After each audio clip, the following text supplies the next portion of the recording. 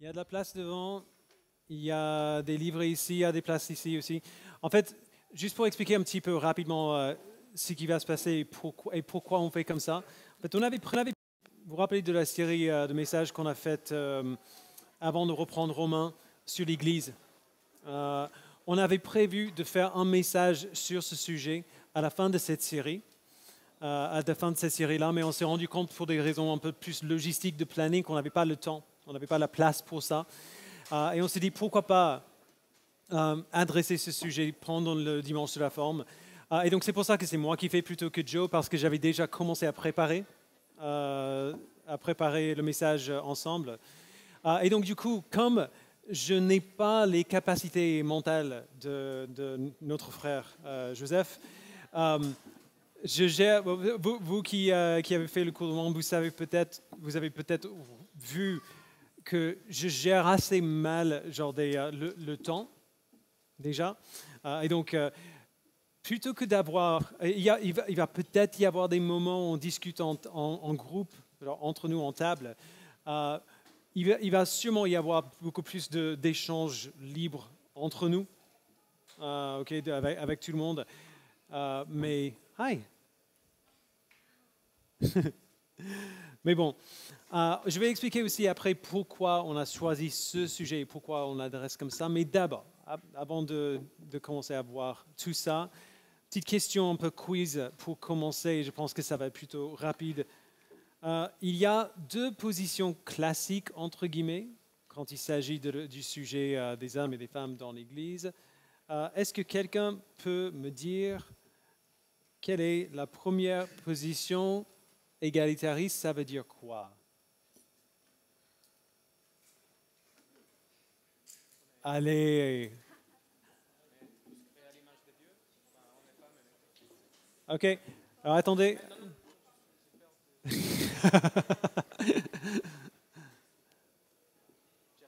Ouais. OK. C'est les hommes et les femmes sont créés euh, tous les deux à l'image de Dieu, totalement égaux, et donc sont appelés à faire les mêmes choses. OK. Si on devait résumer comme ça, on pourrait dire comme ça. Après, la version, pardon, oh, complémentariste, la position complémentariste, ça veut dire quoi? Erwan.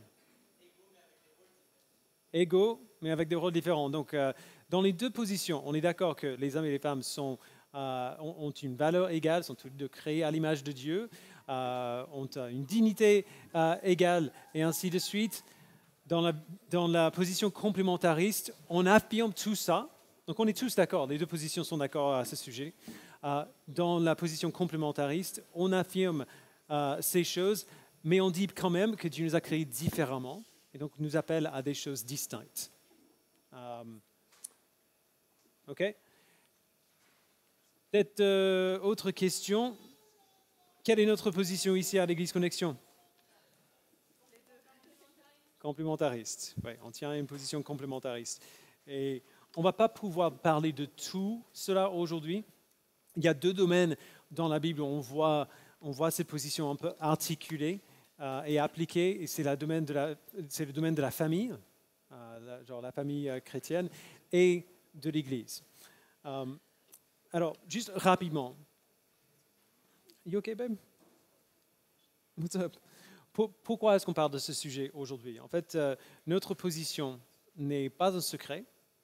On a toujours été assez ouvert avec cela depuis le début. On a beaucoup parlé dans les premières années de l'Église. On a beaucoup parlé de ce que ça veut dire, comment on l'applique et ainsi de suite. Mais récemment, depuis cette année passée, il y a beaucoup de personnes qui nous ont posé beaucoup de questions et on voulait quand même prendre le temps d'adresser ces questions. Donc, je donne quelques exemples de ces questions-là. Et ces questions n'ont pas eu lieu dans le domaine de la famille, parce qu'on fait des cours de mariage ou des cours de couple où on parle de beaucoup de ces choses-là. Les questions qu'on a eues, à titre d'exemple, pourquoi est-ce qu'on a des femmes qui font la présidence du culte? Pourquoi est-ce qu'on a des femmes qui sont diacres de l'Église? Pourquoi est-ce qu'on a des femmes qui sont dans le conseil d'administration? Pourquoi est-ce qu'on a des femmes dans d'autres rôles de leadership de manière générale? En fait, quasiment toutes les questions qu'on a eues à ce sujet étaient par rapport aux femmes qui faisaient des choses et en gros, pourquoi est-ce qu'on fait ça? Et la majorité des personnes, d'ailleurs, qui ont posé ces questions, c'était des femmes, pas des hommes. Okay, je tiens à préciser ça. Ce n'est pas des hommes fâchés qui disaient « mais pourquoi il y a des femmes qui font ?» Non, c'était des femmes qui posaient la question la majorité du temps. Et quand c'était des hommes, c'était quand même gentiment posé. Du coup, aujourd'hui, on ne va pas parler de la masculinité et de la féminité biblique. C'est un petit peu hors sujet. On va surtout parler du rôle de la femme dans l'Église et pourquoi nous tenons à cette position. Okay? Mais évidemment, si vous avez des questions au sujet des hommes ou au sujet du contexte de la maison, on va avoir un temps de questions ouvertes à la fin. Mais on va voir la position d'abord. Okay? On va commencer par le fondement. Le fondement qu'on trouve dans Genèse 1 et 2, et c'est tout simple. Tout ce que Dieu crée et tout ce que Dieu ordonne est bon. On voit dans Genèse 1, Dieu crée absolument tout et à chaque fois qu'il crée quelque chose, il dit c'est bon, c'est bon, c'est bon, c'est bon, c'est bon. Puis au verset 26 à 31, d'ailleurs dans vos livrets, j'ai oublié de regarder quelles sont les pages. Oui, les questions qu'on vient de voir sur le complémentariste et égalitariste sur la page 1, page 2, voilà, on a des textes devant les yeux. Genèse 1, 26. Ah oui, d'ailleurs, est-ce que quelqu'un pourrait lire le premier texte? Genèse 1, 26, 27 et 31. C'est vous qui allez lire les textes aujourd'hui, donc il faut vous y préparer. Quelqu'un peut lire? Salomon.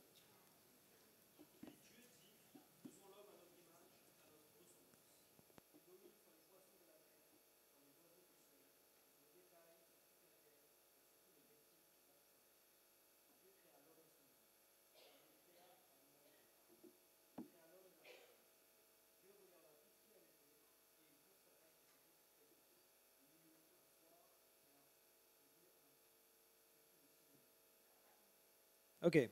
Donc Dieu crée l'homme et la femme à son image. Il crée l'homme et la femme à son image. Tout est très bon. Il regarde à tout ce qu'il a fait dans sa totalité. Donc après, il crée tout. Il dit c'est bon, c'est bon, c'est bon, c'est bon, c'est bon. Une fois que l'homme et la femme sont créés, il regarde à tout ce qu'il a créé. Il dit c'est très bon. Le verset qu'on a sauté au verset 28, il donne un ordre à l'homme en disant « Reproduisez-vous, devenez nombreux, remplissez la terre, soumettez-la. » C'est la bonne mission pour laquelle Dieu a créé l'humanité. Après, dans Genèse 2, en fait, Genèse 2 ne raconte pas autre chose de nouveau, il raconte la même histoire, mais il fait une sorte de zoom sur la création de l'homme et de la femme en particulier, en plus de détails. Est-ce que quelqu'un peut lire le deuxième texte sur la page 2, Genèse 2, 15 et 18? Floriane.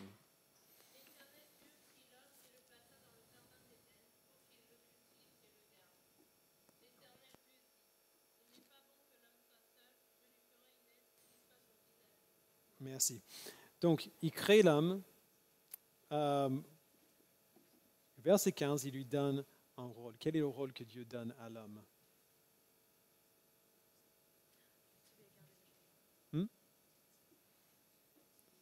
Cultiver et de garder ce que Dieu a créé. Donc, c'est le rôle que Dieu a donné à ce premier homme. Suite à l'institution de ce rôle, pour la première fois, Dieu dit qu'il y a quelque chose qui n'est pas bon ici. Il n'est pas bon que l'homme soit seul. Je lui ferai une aide qui soit son vis-à-vis, verset 18. Et donc, il crée la femme pour répondre à ce besoin-là. Alors, la supposition normale, c'est qu'une fois que la femme est créée pour être son aide, la création est complète. Si Dieu dit qu'il n'est pas bon que l'homme soit seul, maintenant que l'homme n'est plus seul, maintenant c'est bon. Maintenant, l'humanité est complète. Quand même, les rôles sont distincts. Alors que Dieu a répondu au manquement qu'il y avait. Il n'est pas bon que l'homme soit seul. Maintenant, l'homme n'est plus seul et maintenant c'est bon. Ils ont quand même des rôles distincts. L'homme doit cultiver et garder la création et la femme doit donner à l'homme ce qui lui manque pour pouvoir faire ça, pour pouvoir cultiver et garder la création. Et d'ailleurs, si jamais vous voyez ce mot aide, j'ai déjà dit à plein de fois, si vous avez déjà assisté à un mariage où j'ai prêché, je le dis à chaque fois, le mot aide n'est jamais péjoratif, n'est jamais rabaissant pour la femme. Quand il parle de la femme qui est l'aide de l'homme, c'est un mot honorifique. Dans le sens où, quand on voit ce mot, presque à chaque fois que ce mot est employé dans l'Ancien Testament, c'est le mot qui est employé pour parler de Dieu qui vient au secours de son peuple. Donc, ce n'est pas, c'est pas un péjoratif, c'est un mot qui au contraire, élève la personne qui aide, qui vient au secours d'eux. Si je viens même dans notre langage ordinaire, si vous m'aidez avec quelque chose, ça veut dire que vous avez quelque chose que moi je n'ai pas et j'ai besoin de vous. J'ai besoin de votre aide. Donc, c'est jamais un péjoratif, c'est toujours un mot qui honore. Donc, voilà l'image qu'on a à la fin de Genèse 2. On a l'homme qui fait quelque chose de particulier, la femme qui fait quelque chose de particulier. Ensemble, maintenant, maintenant, c'est bon. Il n'était pas bon que l'homme soit seul. Maintenant que la femme est là avec lui, ensemble, c'est bon. Et puis, Genèse 3 arrive et rend cet ordre établi très, très compliqué. Ensuite, plusieurs millénaires plus tard, je sais qu'on saute beaucoup de choses là. Comment est-ce que les hommes et les femmes doivent se conduire dans l'Église? Et c'est ça la grande question qu'on a. Donc, il y a un long texte, on va lire le tout. Si je peux avoir un volontaire pour lire 1 Timothée 2, 8 à 15, et puis quelqu'un d'autre pour lire 1 Timothée 3, 1 à 7. 2, 8 à 15 et Yvan 3, 1 à 7. Merci.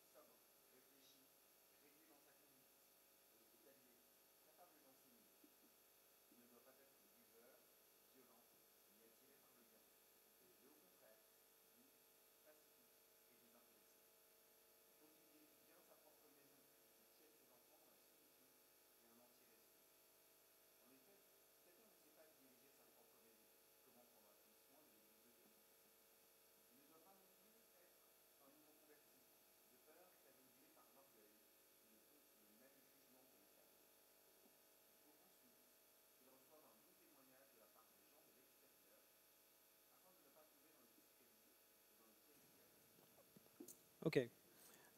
Merci. Alors, on va prendre le texte à l'envers. D'ailleurs, désolé, Emmanuel, tu as très bien fait. J'aurais dû demander à une femme de lire cette première partie. Mais tu as très bien lu. Tu as très bien lu. C'était excellent. Merci beaucoup.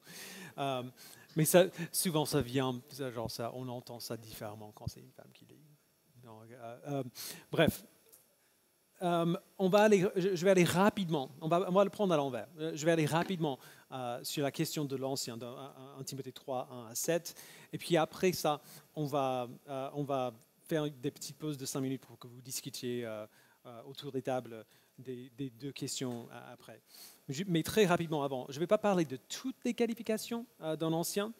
On va simplement lire le texte. On a lu le texte.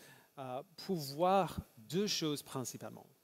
La première chose, c'est que qu'on veut clairement voir que Paul, dans ce texte, quand il parle des qualifications pour un ancien, il ne parle pas de tous les hommes. D'accord? Les qualifications qu'il mentionne sont élevées, souvent on dit même impossible. Tous les hommes ne seront pas qualifiés à ce rôle-là. On espère que tous les hommes viseront ces qualités-là, voudront être des hommes comme ça, et d'ailleurs, pas que des hommes, des femmes aussi, que tout le monde vise ces qualités-là. Mais le fait qu'on soit un homme ne veut pas dire qu'on est qualifié pour être ancien. Donc ça, c'est la première chose. La deuxième chose, c'est pour voir que Paul dit clairement que les anciens qualifiés devraient être des hommes. On voit cela même pas par la partie où il dit mari d'une seule femme, parce que si on interprète ça strictement, ça voudrait dire qu'un homme célibataire ne peut pas être ancien. Mais par ce qui vient juste avant. On a déjà lu le texte. Dans le chapitre 2, versets 8 à 15, Paul parle des femmes dans l'Église et comment les femmes devraient se comporter dans le contexte de l'Église. Et tout de suite après, sans transition, il parle des anciens, en se servant des pronoms masculins au singulier, donc pas un groupe d'hommes et de femmes ensemble comme on ferait en français. Je pourrais dire vous êtes beaux, même s'il y a des femmes ici. Le grec fonctionne plus ou moins de la même manière. Il se sert des pronoms masculins au singulier, en reflétant, il reflète ce qu'il dit ailleurs sur les responsabilités des hommes à la maison. Donc on a plusieurs raisons dans ce texte pour affirmer que quand Paul donne des qualifications pour les anciens, il parle des hommes. Donc les deux grandes choses qu'on veut tirer de ça, c'est que lorsqu'il parle du rôle de l'ancien, il dit que l'ancien d'une église devrait être, ou les anciens devraient être, des hommes qualifiés et approuvés pour la tâche. Ça doit être des hommes, mais ça doit être des hommes qui ont les qualifications nécessaires et que ces qualifications doivent être vérifiées, approuvées, visibles et affirmées par l'Église, ou au moins par d'autres anciens de l'Église qui le proposent. D'accord? C'est pour ça que quand on élit un nouvel ancien dans l'Église, on veut que ce soit quelqu'un que vous connaissez, que vous puissiez le connaître assez bien pour voir ses qualités en lui, que vous puissiez l'observer pendant un temps, en sachant bien que en fait, les anciens proposent telle ou telle personne comme candidat. On veut que vous ayez le temps de l'observer et d'affirmer par vous-même que cet homme a les qualités d'un ancien que la Bible demande. D'accord? Je ne sais pas si vous avez des questions à ce sujet-là. On en a parlé pas mal dans le passé, mais peut-être avant que certains de vous arrivent ici. Non? OK. Alors moi, j'ai des questions pour vous. Là, on va prendre quelques instants autour des tables. On va revenir à ce que Paul dit avant, dans le chapitre 2. Et on va surtout se focaliser sur deux versets au début. Un verset au début et puis un deuxième juste après. Le premier verset qui nous pose problème, ici, c'est le verset 11. Que la femme s'instruise paisiblement dans une entière soumission. Vous avez 3 questions sur la page 5 dans vos livrets. Vous n'aurez pas le temps de les voir tous ensemble, mais prenez 5 minutes avec vos tables par rapport à ce verset. Ces 3 questions sont par rapport à ce verset-là. Donc prenez 5 minutes ensemble à discuter de ces choses autour des tables, et puis après on les verra ensemble.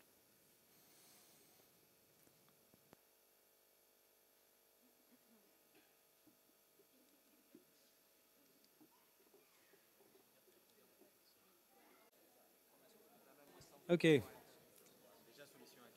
On va d'abord faire un peu froid aux commentaires pour la première question. Quelles sont certaines idées reçues qu'on peut avoir au sujet des femmes dans l'Église? Alors, je donne à titre d'exemple. Je sais que quand on lit ce verset, on a presque automatiquement une image en tête de quel type d'homme a dû dire ça. Le type d'homme qui tire des conclusions hyper strictes de ce que Paul dit ici et pour qui dont les conclusions sont vraiment à côté de la plaque. Par exemple, l'enseignement d'une femme est moins digne de confiance que celui d'un homme. OK? Non.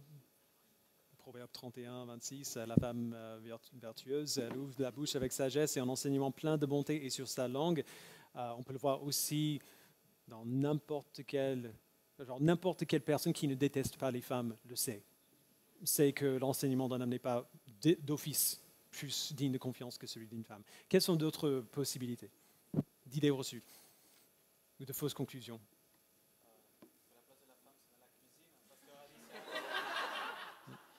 D'ailleurs, j'aurais dû vous prévenir, mes frères, faites attention dans les discussions autour de la table parce que vous risquez de prendre des baffes. Mais c'est vrai, c'est idée reçue.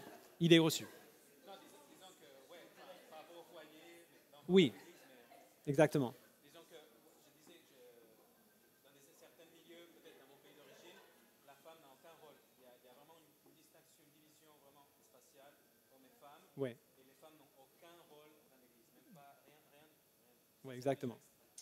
Oui, que les hommes et les femmes doivent rester séparés au point de ne faire strictement rien qui tombe dans le panier de l'autre. Il y a des choses pour les hommes, il y a des choses pour les femmes, ces choses ne se croisent jamais. Il y en a d'autres? Yvan et puis Yoël.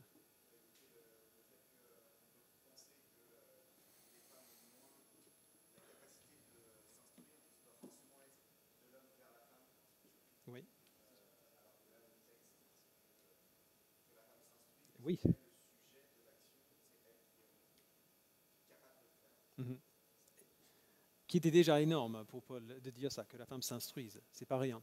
C'était contre-courant de l'époque et c'était assez radical. Yoël, tu...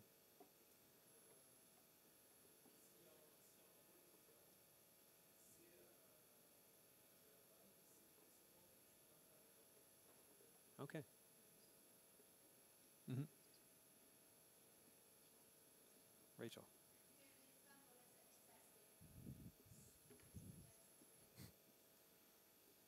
Mais il dit quand même paisiblement. Mais justement, qu'est-ce qu'il veut dire? En fait, c'est ça la grande question. On imagine que une des conclusions aussi qu'on peut dire, si la femme a libre parole, ce sera le chaos. Ce sera le bruit partout. Non plus. Si la femme est libre de parler, acte 18, quand Priscille et Aquilas enseignent tous les deux à Apollos devient un enseignant important de l'Évangile et aide l'Église ancienne à se former. Sa contribution est gigantesque à elle. Et donc, on peut imaginer que si les femmes ont une parole libre, ce sera le chaos. Et donc, si un homme est présent dans un groupe de personnes de l'Église ou même dans un rassemblement dans l'Église, une femme doit se taire. Et en fait, on tire cette conclusion principalement de ces deux versets, 11 et 12, qu'on interprète mal. Et c'est pour ça qu'on va passer la plupart de notre temps ici. Donc, qu'est-ce qui veut dire qu'une femme... qu'est-ce qu'il veut dire quand il parle de la femme qui doit s'instruire paisiblement? Restons sur ce mot d'abord. Paisiblement. Qu'est-ce qu'il entend par là? Dans la paix? Pardon? Sans bavardage. Qu'est-ce qu'on entend par bavardage? Parce que Caroline, tu parles beaucoup, mais c'est... Non, mais j'avais pas fini. T'es bavarde, mais ce que tu dis est bien. C'est ça que j'allais dire. Caro fait... OK, juste pour le contexte, on se comprend. Caro fait partie de notre groupe de co. Et donc, je la connais bien. Elle parle beaucoup, mais sa contribution est excellente. Donc c'est un atout pour nous quand elle a la parole facile comme ça. En fait, oui.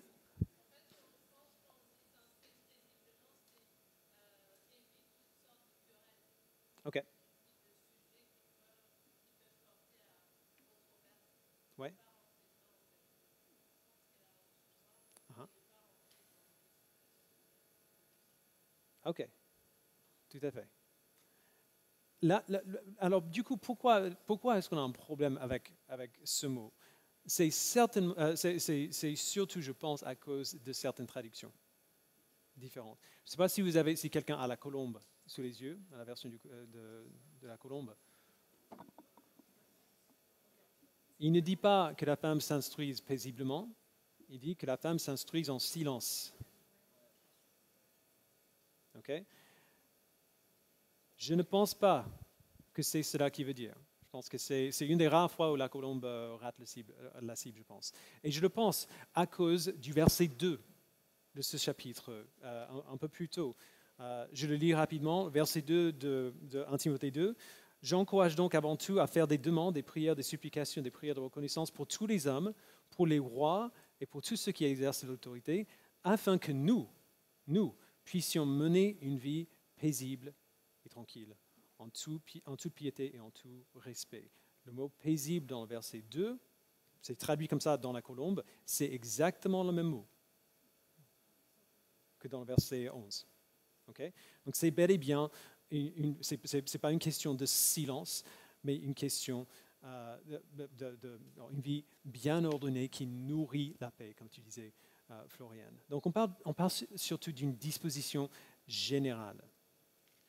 Okay? Une femme, comme il dit avant dans le verset 8 à 11 aussi, doit être une source de sainteté qui apporte la paix au contexte, une présence qui calme le conflit plutôt que de l'inciter.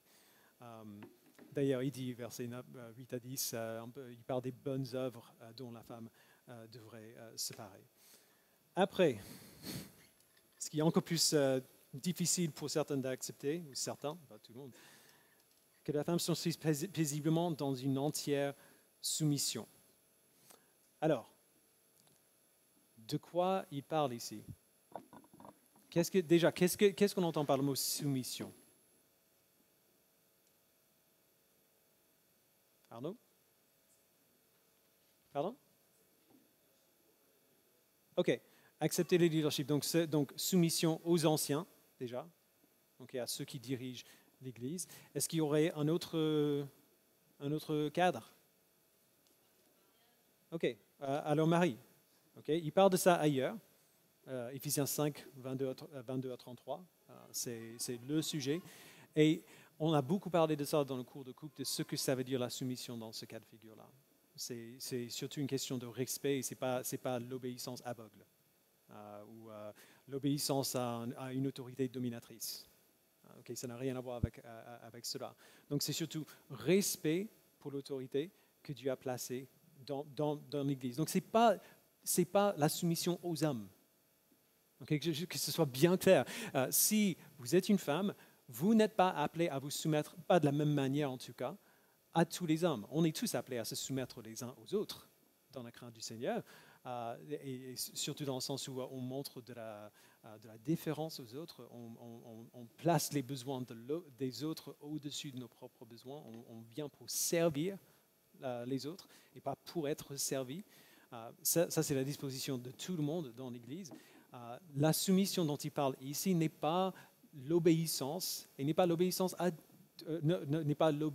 tout prix ou l'obéissance aveugle, et ce n'est certainement pas la soumission comme ça à tous les hommes.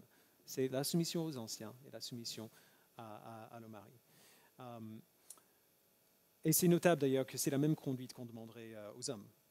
Le fait que Paul s'adresse à des femmes ici ne veut pas dire que c'est un commandement qui est uniquement pour les femmes. Le contexte y joue pour beaucoup ici.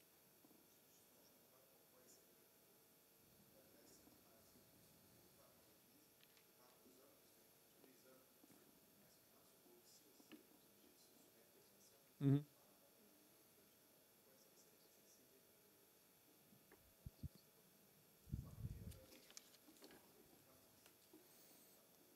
Qu'est-ce que vous en pensez?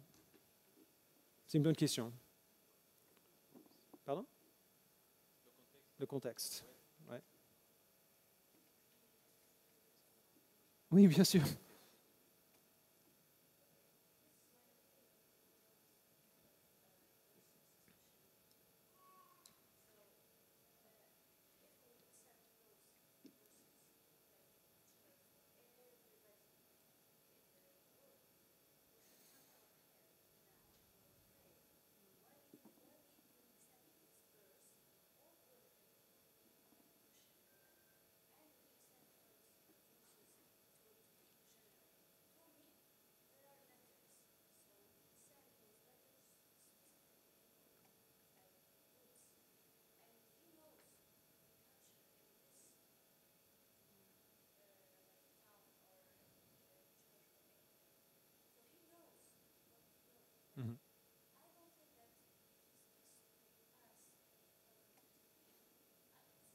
Mhm.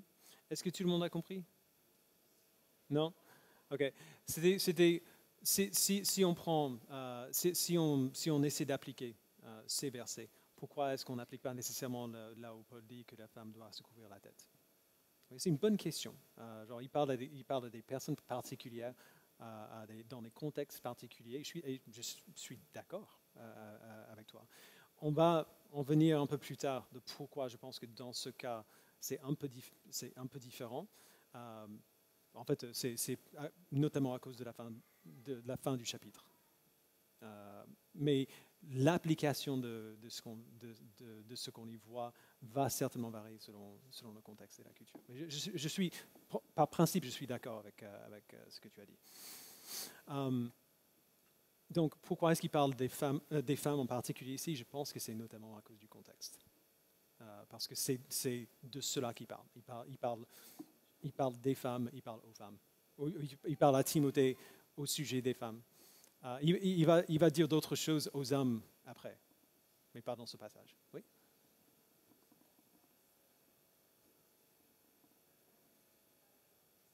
Bah justement, on va en venir. T'inquiète pas. Donc, donc, paisiblement, c'est une disposition générale, soumission aux anciens, à leur mari, pas à tous les hommes, pas à toute l'Église. Du coup, le verset 12, je ne lui permets pas d'enseigner et de dominer sur l'homme, mais je lui demande de garder une attitude paisible. Donc, deuxième moitié, il répète la même chose, donc on n'a pas besoin de revoir ça, c'est surtout la première moitié. On a plusieurs exemples dans... Ah oui, pardon, non, prenez quelques instants. Pardon, excusez-moi, j'ai oublié. Prenez quelques instants pour discuter de ça, autour des tables aussi, des questions qui sont là sur la page 6. Ensemble, prenez quelques minutes.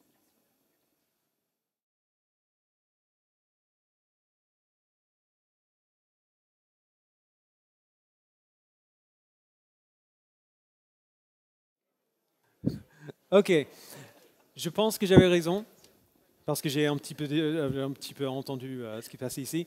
À mon avis, vous avez bien remarqué que les questions n'ont rien à voir avec le verset. C'est fait exprès. Donc, je pense que vous avez soit commencé à discuter de ces questions pour partir directement au verset, ou alors vous avez oublié les questions totalement et juste parler du verset. Mais les questions sont là pour une raison. C'est parce qu'il faut faire ce travail avant de pouvoir avoir des réponses justes à cette question-là. On a plusieurs exemples dans la Bible des femmes qui enseignent dans des contextes variés, dans l'Église même. Voilà, en Tite, chapitre 2, 2 Timothée 1, acte 18, on a déjà parlé de Priscille et Aquilas, des femmes qui parlent à des individus, hommes ou femmes, à d'autres femmes, aux enfants, et ainsi de suite. Mais ce sont des exemples que la Bible donne, donnés par Paul et par Luc. Ce n'est pas des règles qu'il établit. Il faut toujours faire attention de ne pas prendre une description de ce qui s'est passé à un moment et prendre ça comme une règle de ce qui doit se passer à chaque fois. D'habitude, quand ça arrive, il s'agit juste de donner des exemples. Il n'essaie pas d'exclure toutes les situations possibles, imaginables, qu'il ne mentionne pas, parce qu'il y en a plusieurs qui pourraient y en avoir. Et donc, quand il parle de l'enseignement, je ne permets pas à la femme d'enseigner et de dominer sur l'homme. Qu'est-ce qu'il veut dire par ça? Eh bien, ça dépend de sa définition du mot enseigner. Tout tourne autour de là. D'où la première question. Quelle est la différence entre l'interprétation d'un texte et l'application d'un texte? Qu'est-ce que vous avez dit? Je parle de l'interprétation d'abord, c'est quoi?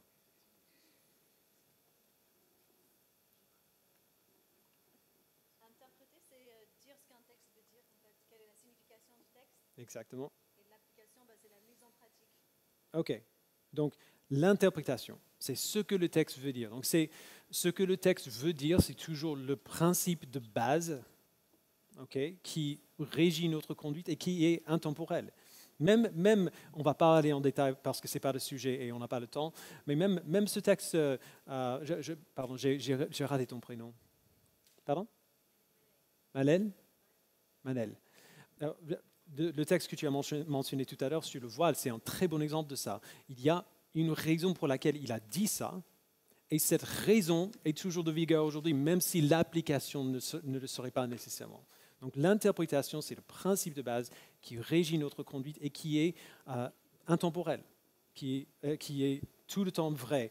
L'application, c'est la mise en pratique. Comment on fait ça? Et ça s'adapte au contexte.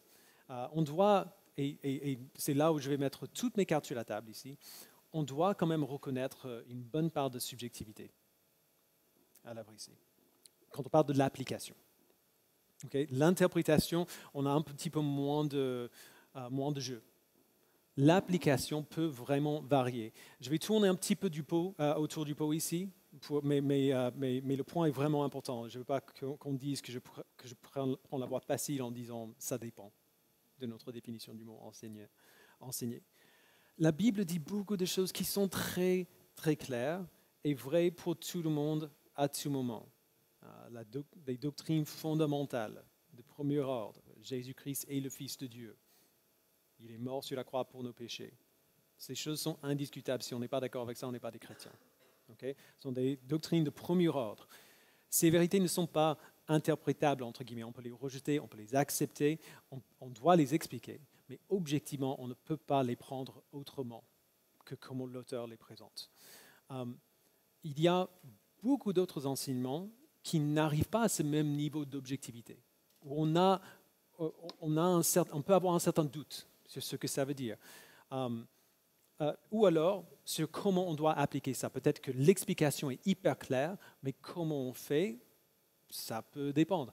Un exemple, dans 1 Timothée 4, 5, donc Paul parle des gens qui disent qu'on ne doit pas manger certains aliments. Okay, il y a des gens qui, alors, pour des raisons de piétisme, ou pour donner une impression de piété, disent qu'on ne doit pas manger certaines choses. Il dit à Timothée, tout ce que Dieu a créé est bon.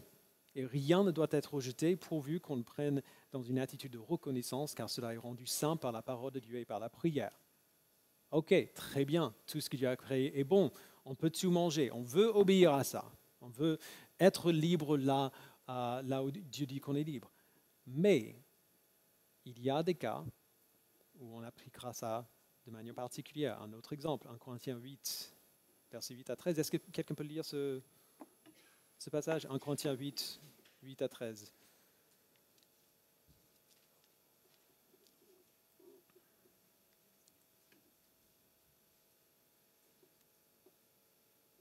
Joe? Or, ce n'est pas un aliment qui nous rapproche de Dieu. Si nous en mangeons, nous n'avons rien de plus. Si nous n'en mangeons pas, nous n'avons rien de moins. Veillez toutefois à ce que votre liberté ne devienne pas un obstacle pour les faibles. En effet, si quelqu'un te voit, toi qui as de la connaissance, assis à table dans un temple d'idole, lui qui est faible, ne sera-t-il pas encouragé dans sa conscience à manger des viandes sacrifiées aux idoles? Ainsi, à cause de ta connaissance, le faible ira à sa perte, ce frère pour lequel Christ est mort. En péchant ainsi contre les frères et sœurs et en blessant leur conscience qui est faible, c'est contre Christ que vous péchez. C'est pourquoi, si un aliment représente un piège pour mon frère, je ne mangerai jamais de viande afin de ne pas faire trébucher mon frère. Ok. Alors, 1 Corinthiens 8, c'est essentiellement l'application dans un contexte particulier de ce que Paul dit dans 1 Timothée 4. Okay? Il donne le principe, l'interprétation, le principe de base qui régit la conduite. Tout ce que Dieu a créé est bon. Et devrait être pris avec reconnaissance parce qu'il est rendu saint par la prière et par la parole. Mais l'application dans certains contextes doit changer. La présence de quelqu'un qui est faible dans sa foi pourrait faire que l'application stricte de ce que Paul dit dans 1 Timothée 4 soit finalement dangereux pour le frère plus faible dans sa foi. Et donc Paul dit, dans ce cas-là, ne le fais pas. Alors, on est libre, ça ne veut pas dire qu'on est obligé de faire. ok? Donc c'est une application précise d'un principe plus général. Tous les commandements sont vrais, on veut y obéir, mais la manière de faire va varier. J'adapte mon application à la situation précise, tout en restant fidèle au commandement. Et qu'on le sache, on fait ça tout le temps. On fait ça très, très, très, très souvent. Et donc, du coup, comment est-ce qu'on applique ce commandement sur l'enseignement des femmes dans le contexte de l'Église? On va prendre quelques cas d'études. Okay? Marie-Louise, elle connaît toute la mise en place du multimédia. Okay?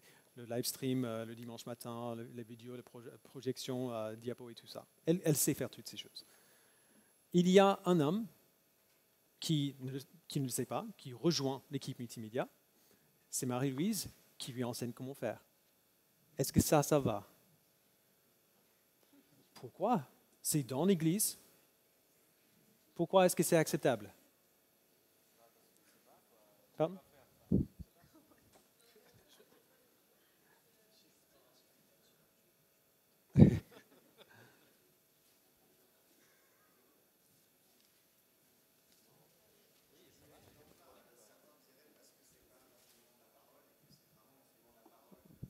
Voilà, parce qu'elle n'enseigne pas la Bible, elle enseigne à utiliser un ordinateur.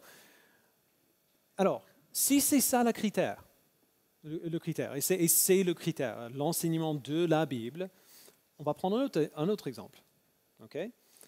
En contexte comme celui-ci, où la parole est plutôt ouverte, peut-être le cours des couples serait un meilleur exemple parce qu'il y a un peu moins de monde, donc on parle un peu plus librement. Quelqu'un pose une question. Qu'est-ce que je fais dans les cours de couple? En fait, souvent, je dis, qu'est-ce que vous en pensez? Imaginons que Anne-Sophie lève la main pour répondre à la question. Dans sa réponse, elle lit un passage de la Bible, elle explique ce que ça veut dire, et elle applique à la situation dont on parle là, les relations hommes-femmes dans le mariage. Okay? Elle enseigne la Bible, et pas seulement à un individu, mais un groupe de personnes où des hommes sont présents. Est-ce que ça va?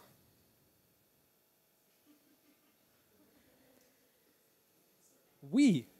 Alors moi, je dirais oui. Pourquoi?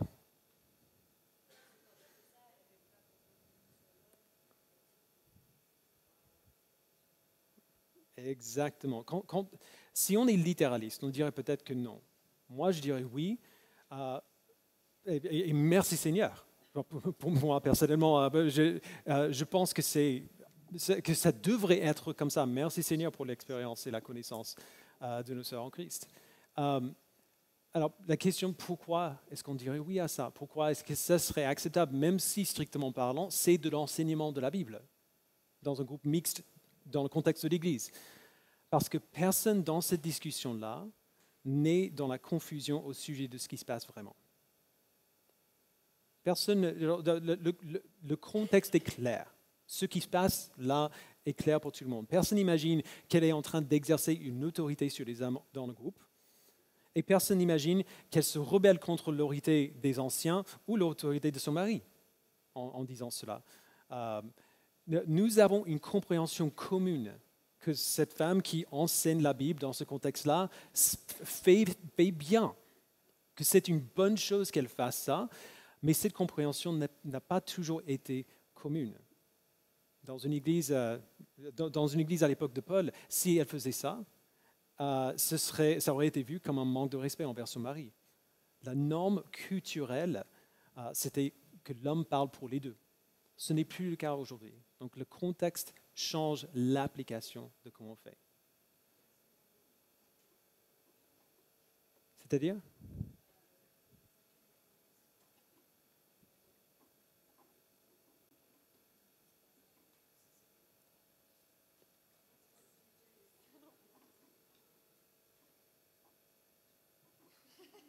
Bonne question.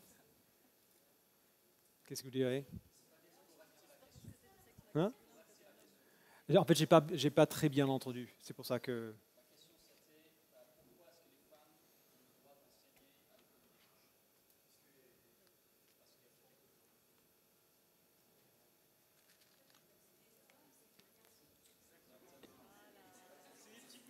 Gao, attends. Attends, Gao. Oh, tu donnes un autre sujet en plus. OK.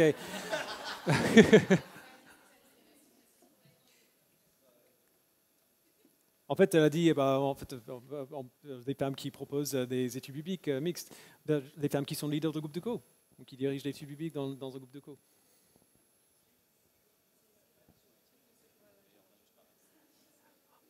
En fait, la grande question, c'est quels sont les facteurs qui nous permettent d'adapter notre application d'un texte tout en restant fidèle à la bonne interprétation du texte. Je n'ai pas une bonne réponse à cette question. Pour être très honnête. Ça a toujours été... peut-être que toi, t'en as. Non, je veux dire pour Joe. Pour l'école du dimanche, Uh-huh.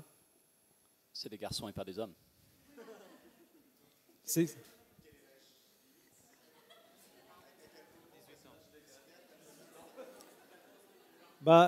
Encore, le contexte change. À l'époque de Paul, ça aurait été 13 ans.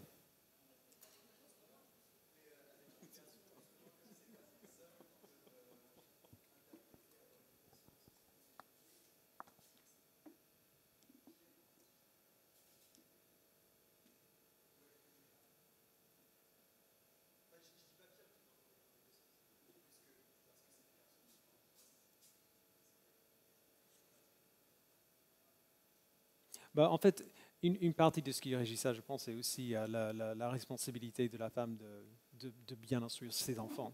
Donc clairement, la Bible ne dit pas qu'elle est incapable de faire ça. Il n'y a pas vraiment d'instruction dans la Bible par rapport à ça, par rapport à la femme qui parle aux enfants femmes genre, féminines ou masculines, féminins ou masculins. Et donc c'est pour ça, je suis plutôt d'accord avec toi, Joe, c'est des garçons et pas des hommes. Et ce qu'on considère comme un garçon ou un homme, ça change selon la culture dans laquelle on est. Rachel?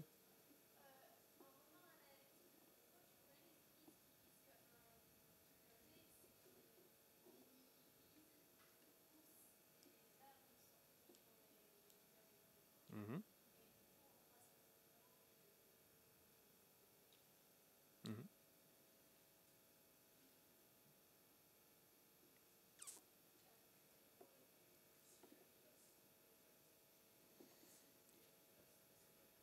Mhm.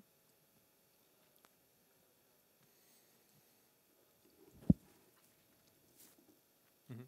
En fait, pour moi, la grande question, c'est toujours qu'est-ce qui est compris ici?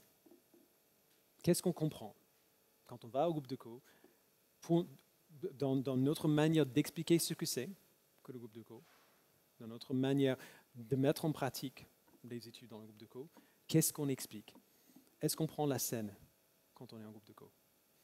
Est-ce qu'on confond celui qui dirige l'étude ce soir-là avec quelqu'un qui a l'autorité sur ce groupe-là?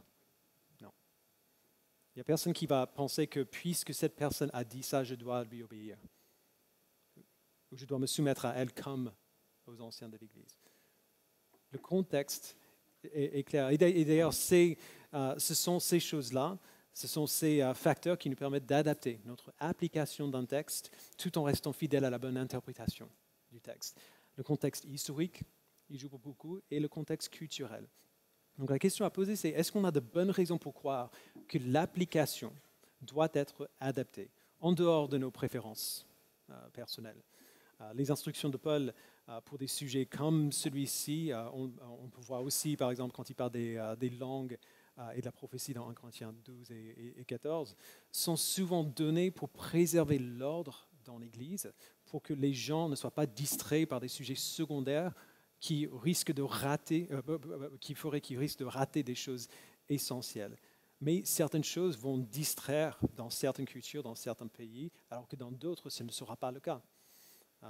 Par exemple, quand Paul fait circoncire Timothée, afin que Timothée puisse servir au sein d'une église juive. Ou alors, quand on préparait l'implantation, je parlais beaucoup avec Edward Nelson, qui a implanté une église à la rue des Ternes. Lui, il portait toujours costume cravate le dimanche. Pourquoi? Parce que les gens de son quartier s'habillaient comme ça quand ils allaient au travail. Ok. Moi, je ne fais pas ça. Mais en fait, on a eu des discussions à ce sujet-là. Moi, souvent, c'est jeans et t-shirts. Parce que c'est comme ça que vous habillez aussi, genre plus ou moins. On n'a pas tous le même style, mais vous voyez ce que je veux dire. Le contexte culturel dans lequel on se trouve, le contexte géographique, change notre manière de faire des choses. Et donc, Paul, il fait ça avec Timothée aussi, quand il fait circoncire.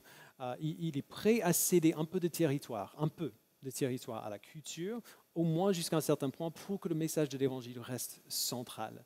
Et on veut toujours faire ça quand on sent que c'est nécessaire. L'Évangile doit rester au centre, les choses claires doivent rester centrales, et on veut faire de notre mieux pour enlever toute distraction qui pourrait nous empêcher de le faire, tant que cela nous permet de rester fidèles au principe.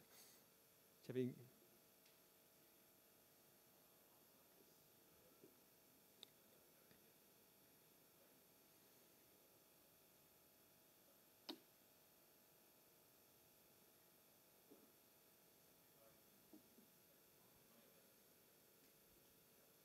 Mhm.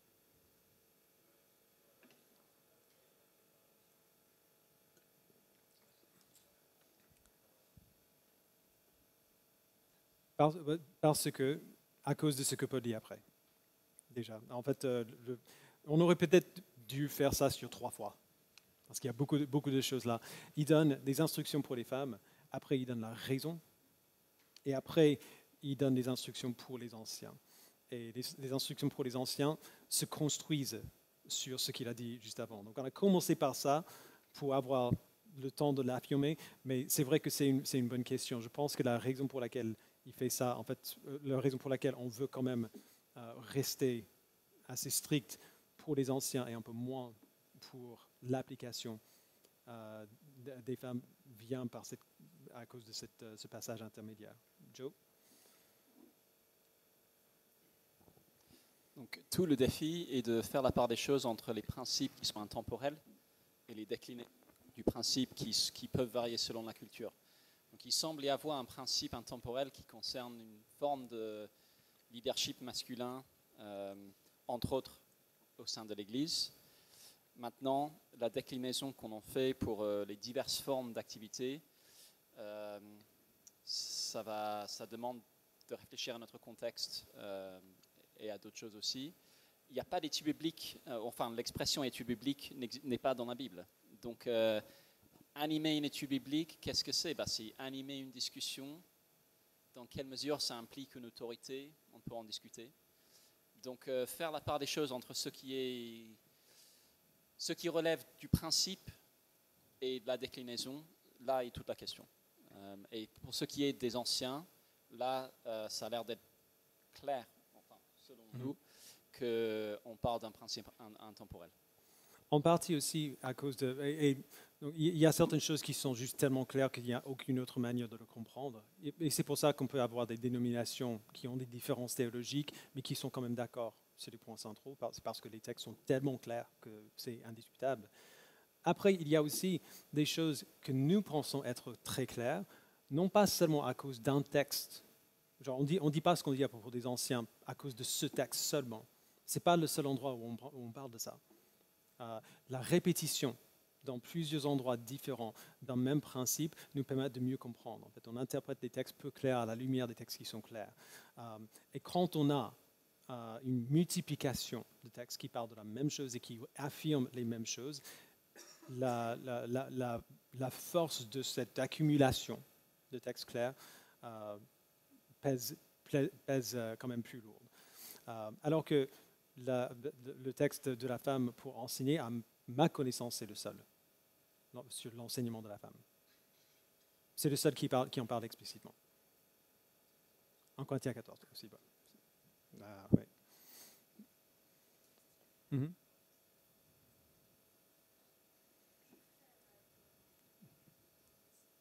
Okay.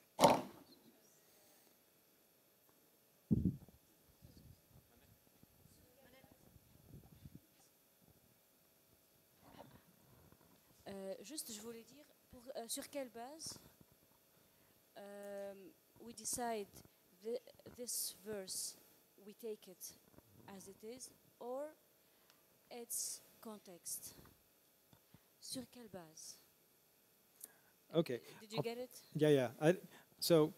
OK. Donc, sur quelle base est-ce qu'on prend un texte comme contextuel ou un texte comme intemporel?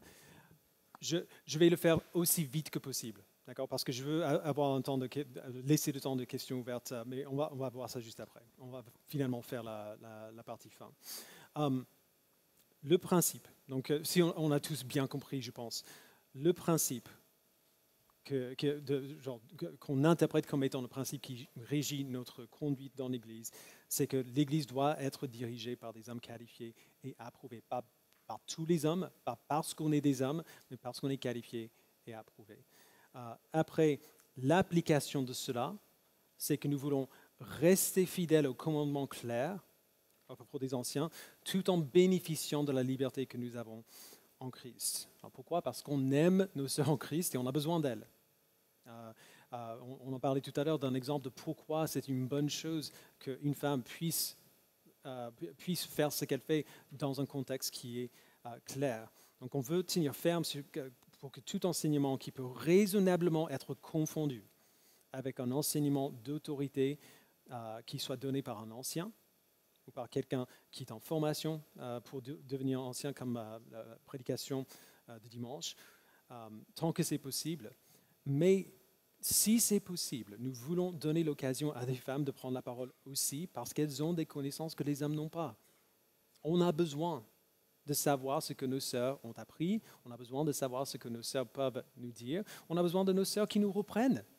On a besoin ce sont quand Paul donne l'exemple de comment fonctionne le corps, il ne parle pas d'hommes et de femmes, il parle de membres d'un corps. On a besoin de nos membres pour pouvoir fonctionner. Et donc, l'application en pratique, comment est-ce que ça se manifeste en pratique? Les anciens sont certains hommes qualifiés et approuvés. Tout autre ministère dans l'Église est ouvert aux hommes et aux femmes qualifiés et approuvés. La raison pour laquelle on a eu de la confusion, et je prends entièrement la responsabilité à ce niveau-là, principalement, je pense, c'est sur la présidence du culte. C'est la présidence du culte. Les gens qui lisent ou qui parlent au début, qui choisissent les chants. Okay? Parce que moi, je n'ai pas grandi dans un contexte où il y a une présidence de culte. J'ai découvert ça quand j'ai fait ma formation à l'église de Lagny. Et donc, c'était toujours pas clair dans ma tête quand on a commencé cette église. Plutôt, c'était très clair dans ma tête que ce n'était pas un enseignement, c'était pas de l'enseignement, c'est juste encouragement de la part d'un membre aux autres membres de louer le Seigneur. Voilà, très simple. La chose que n'importe qui peut faire quand il lève la voix pour prier dans l'assemblée, quand il chante dans l'assemblée, quand on se tourne et on prend la scène ensemble, c'est la même chose. Dans ma tête, c'est la même chose. C'était un encouragement de la part d'un membre envers les autres membres de louer le Seigneur. Okay? Mais ce n'est pas aussi clair pour tout le monde. Et je me suis rendu compte de cela plutôt récemment. Et la raison pour laquelle ce n'est pas très clair, déjà, c'est parce qu'on n'a pas parlé avant. Et aussi parce que parfois, les présidences peuvent quand même ressembler beaucoup à des enseignements. Et donc, c'est de ma faute. On voulait, ça fait des mois qu'on en discute et qu'on n'arrive pas à trouver le bon moyen pour le faire, parler à nos présidents sur comment ajuster la manière de préparer les présidences pour que ce ne soit pas confondu avec un enseignement. Que ce soit clair pour tout le monde que cette personne n'est pas en train d'enseigner la Bible à l'Assemblée. Ce n'est pas ça qu'on fait. On est là pour inviter l'Église à louer, tout simplement, et pour nous rappeler des raisons qu'on a pour louer. Okay? N'importe qui peut faire ça et n'importe qui devrait pouvoir faire ça. Et donc, la confusion, en grande partie, c'est juste une question de mauvaise communication de notre part. Mais le principe ou l'application de ce texte en pratique pour nous, c'est ça. On veut... Quand la Bible est claire, on veut être vraiment, vraiment archi-fidèle à ce que la Bible dit.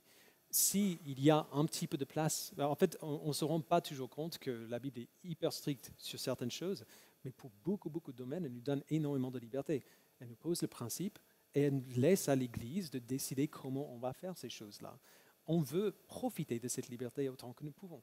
Alors, quand la liberté est là, oui, on veut l'ouvrir à tout le monde. Et donc, notre défi, entre guillemets, c'est de faire en sorte que ce soit clair pour tout le monde ce qui est en train de se passer. Que ce soit clair qu'un groupe de communauté n'est pas l'Église, n'est pas l'Église rassemblée. Ce n'est que quelqu'un qui anime une étude biblique n'est pas en train de faire la même chose que le prédicateur le dimanche matin, que la personne qui fait la présidence n'est pas en train de faire la même chose, que quelqu'un qui se lève pour apporter un témoignage. Ok, c'est un autre exemple, les témoignages lors des baptêmes. On parle de la Bible, on explique l'Évangile aux gens qui sont là. Pourquoi est-ce que ça s'est permis? Parce que c'est clair ce qui est en train de se passer. Vous voyez ce que je veux dire? Donc, c'est ça que nous essayons de garder au centre de ce qu'on fait. Et pour être honnête, on va faire des erreurs. Il y a de fortes chances qu'on fasse des erreurs, au moins dans certains aspects de notre application de cet enseignement. Personne ne va l'appliquer de manière parfaite. Et du coup, si on va errer, et on va errer, de quel côté est-ce qu'on préfère errer? Notre réponse est tant que c'est possible, si on va errer, on préfère errer du côté de la liberté que de mettre des barrières là où la Bible n'en met pas. D'accord? Mais il y a une raison pour laquelle Paul dit ce qu'il dit. Et c'est pour cela essentiellement, ou c'est la première raison pour laquelle je pense que ce qu'il dit au sujet des anciens, qui soient des hommes, et ce qu'il dit sur l'enseignement des femmes, qui est bien contextuel, enseigner et dominer sur l'homme, la raison pour laquelle on veut quand même respecter ça. Et c'est cette question de la création, de la chute et du salut qu'on voit dans le verset 13 et 14. Est-ce que quelqu'un peut lire les versets 13 et 14? Page 6, oui. On va essayer de terminer ça dans 10 petites minutes et puis après avoir question ouverte. Merci.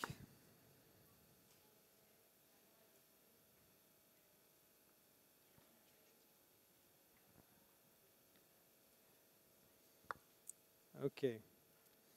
Pourquoi est-ce que Paul parle d'Adam et Ève pour défendre ce qu'il dit sur la femme qui enseigne?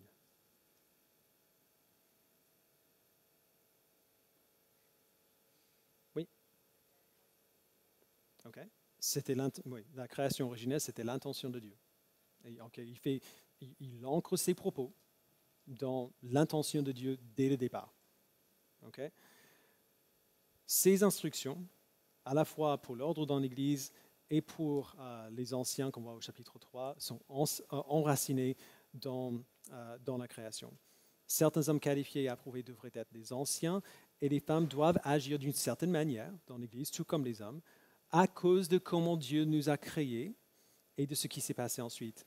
On a quand même pas mal parlé de la culture et de l'interprétation, et il faut voir que la raison derrière n'est pas une question culturelle, n'est pas sujet au contexte culturel. Il parle de l'intention de Dieu pour l'homme et pour la femme dès le départ.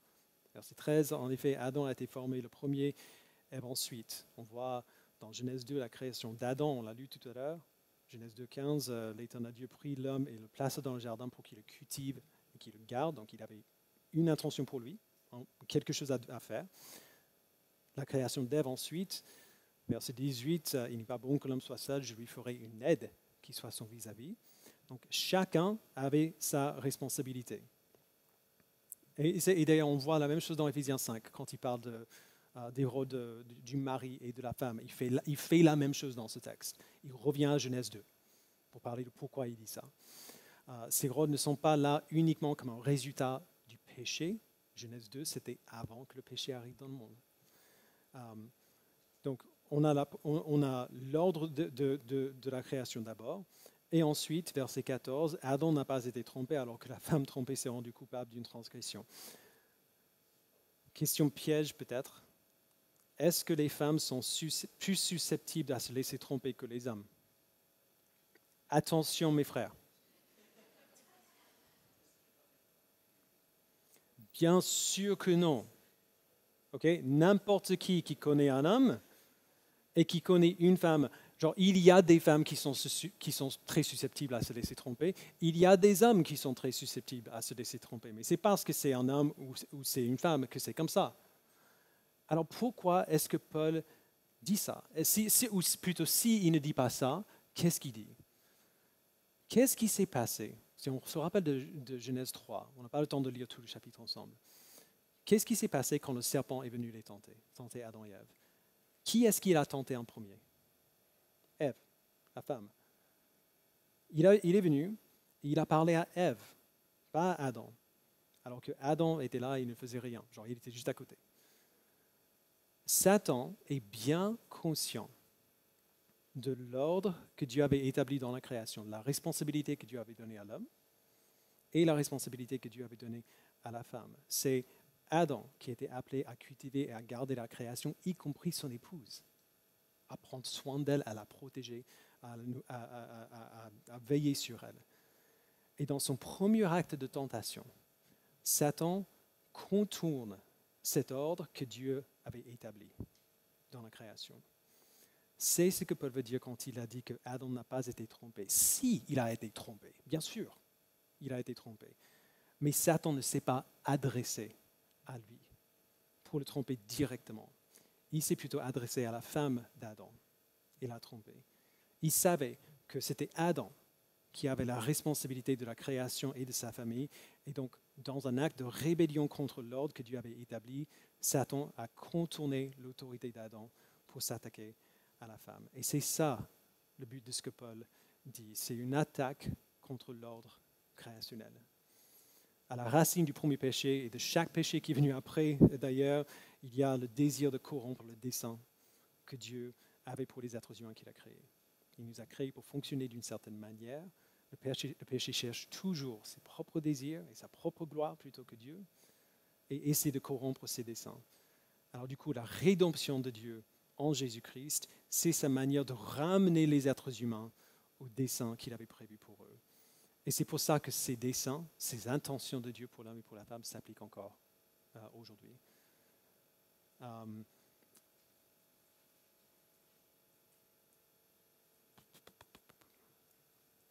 Alors Paul termine après. On va revenir si vous avez des questions. Paul termine ce qu'il dit à propos des femmes par un verset vraiment bizarre. Verset 15.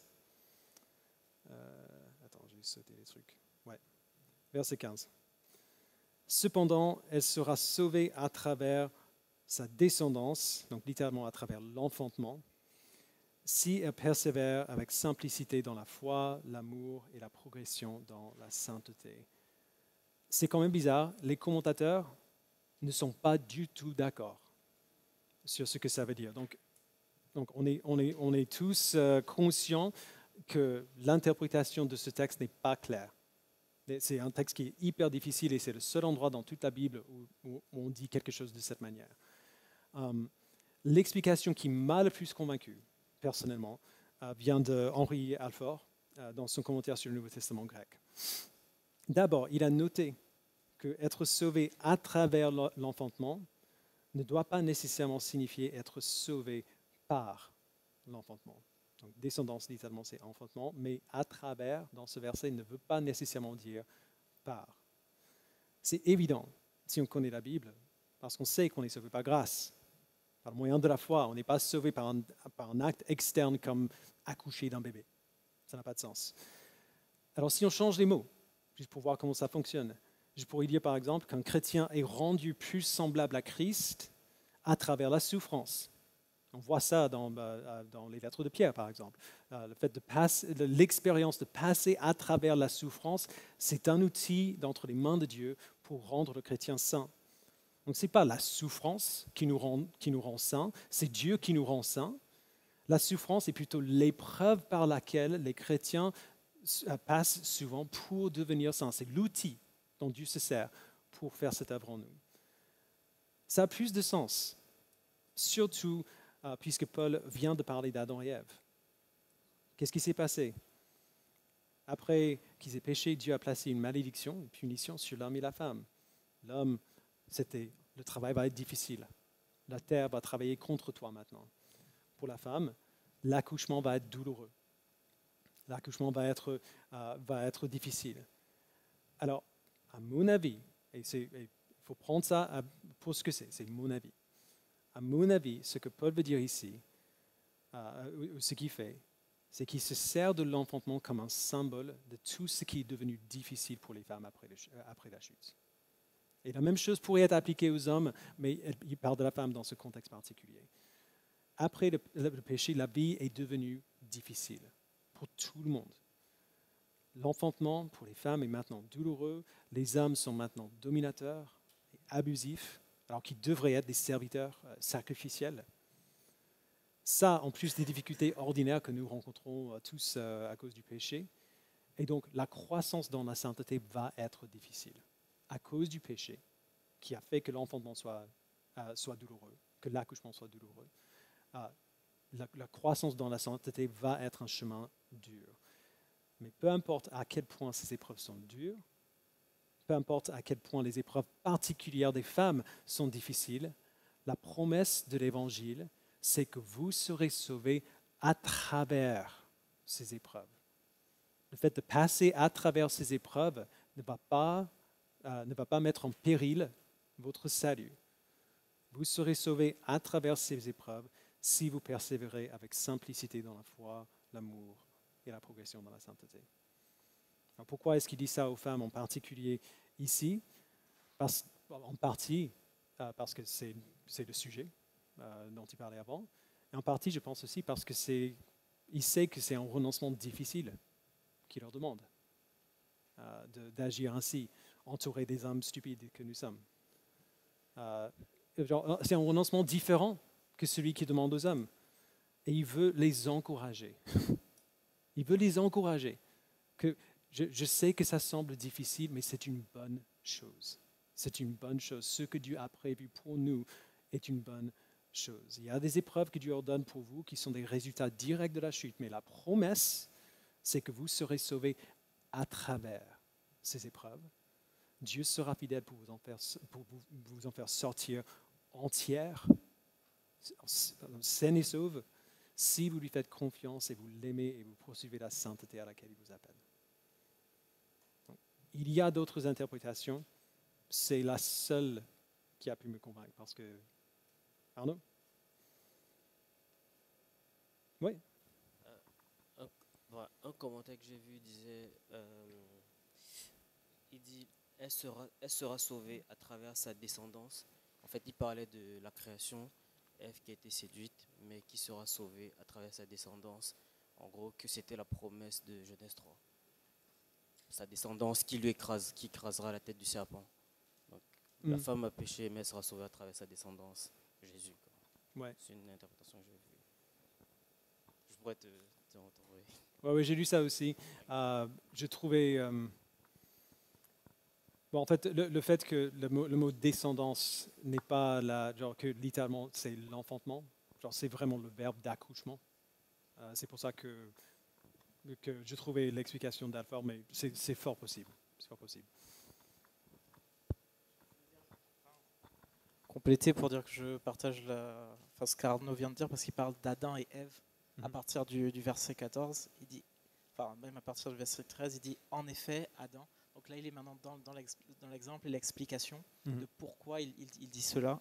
Et en fait, il parle de la femme, il parle de sauver par sa descendance, et en effet, on voit elle va mettre au monde un fils qui va racheter l'humanité tout entière. Ouais. Et c'est possible. Ce qui me fait un peu, l'autre chose qui me fait un peu hésiter ici, c'est qu'il parle d'une femme qui est morte. Mais il dit, elle sera sauvée. Alors que le contexte naturel, la lecture naturelle du texte me ferait penser qu'il parle de la femme dans ce sens global. Mais encore, c'est un verset extrêmement compliqué. Peut-être que j'ai tort. Mais, Madame... Je suis un peu loin. Merci d'avoir amené le micro jusqu'ici. En fait, j'allais rajouter, une des raisons pour laquelle je ne suis pas non plus convaincue par cette interprétation-là que j'avais entendue, C'est la deuxième partie du verset 15. Si elle persévère avec simplicité dans la foi, l'amour et la progression dans la sainteté, il me semble que ça ne parle pas d'Ève, mais bien de nous aujourd'hui, en tant que femmes. Mais finalement, le sens précis du verset 15 n'est pas hyper important. Genre, personne n'est d'accord, c'est un verset qui est compliqué. Ce qui est important, c'est de voir ce que Paul est en train de faire. C'est qu'il donne ses instructions pour les femmes, il donne ses instructions pour les hommes, et il ancre ses propos, il enracine ses propos dans la création, dans l'intention de Dieu pour les hommes et les femmes dès le départ. C'est ça l'idée qu'il faut garder en tête. Alors, l'application de cela va varier selon la culture. Pour nous, l'enseignement d'une femme dépend presque entièrement de la compréhension des gens sur ce qui est en train de se passer. Je ne lui permets pas d'enseigner et de dominer sur l'homme. Si un enseignement peut être confondu par une domination ou l'autorité de direction de l'Église, à ce moment-là, on veut que ce soit réservé aux anciens. Sinon, si c'est clair pour tout le monde ce qui est en train de se passer, laissons libre là où la Bible nous laisse la liberté. Alors, il y a peut-être d'autres questions, mais en fait, on voulait quand même que vous puissiez poser vos questions à des femmes aussi, à des femmes qui vivent qui vivent avec nous. Donc, elles ne sont pas les seules femmes. Elles ne sont pas les seules femmes capables de répondre à ces questions, mais on a quand même.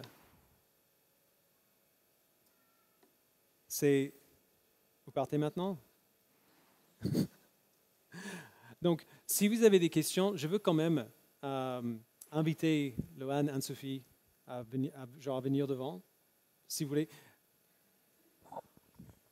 Les deux. Pardon? Maria aussi, oui. Comme elle travaille dans l'Église, peut aussi leur poser des questions.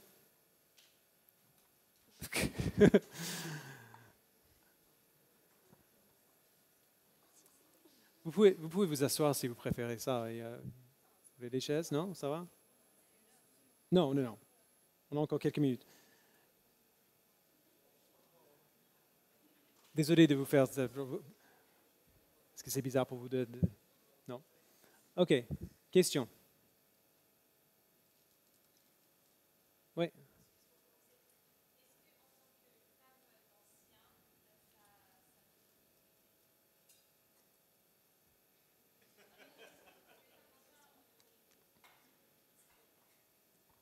Non.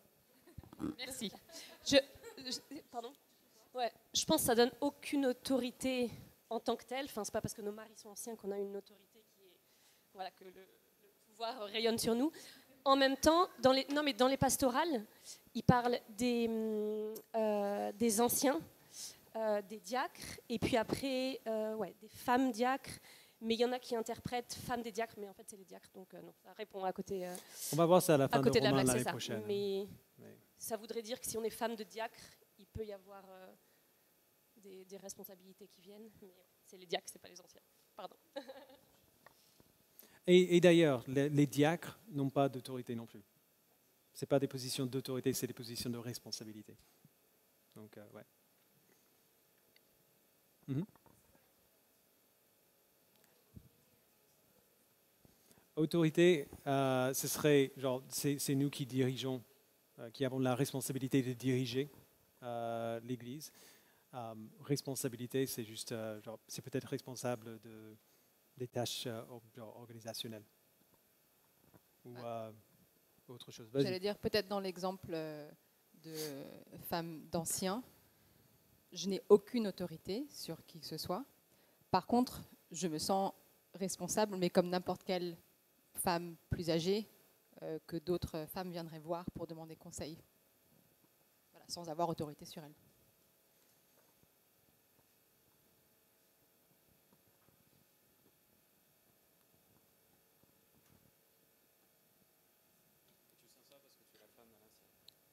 Tu ressens ça parce que tu es femme d'un ancien?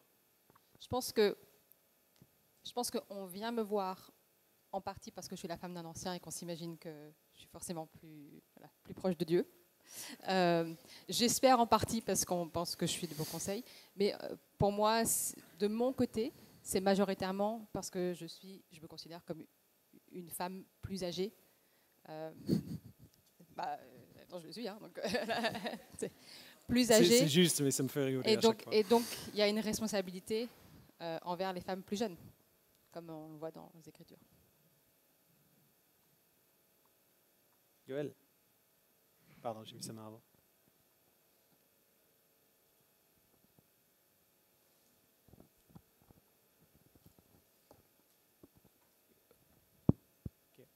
Alors ma question c'est est-ce que vous êtes vous-même confortable à l'idée de faire la présidence et qu'est-ce que c'est pour vous la présidence? Donc la réponse à ta première question, c'est oui, parce que sinon je ne le ferais pas. Là, tu as demandé est-ce qu'on est à l'aise de le faire, c'est ça? Oui. Donc je connais, par exemple, je connais une sœur qui n'est pas forcément à l'aise dans sa conscience de le faire, donc elle ne le fait pas. Qu'est-ce qui, moi, me met à l'aise, c'est que, comme disait Jason, je le vois plutôt comme le fait de encouragez-vous les uns les autres. Et donc dans l'Église, en fait, c'est pas que les frères qui doivent encourager tout le monde, c'est les frères et les sœurs on doit tous s'encourager les uns les autres. Et donc c'est pas parce que je suis devant tout le monde en train de vous encourager que c'est différent de quand je vous croise dans le couloir et que je vous encourage. Je le vois comme de la même nature, en fait.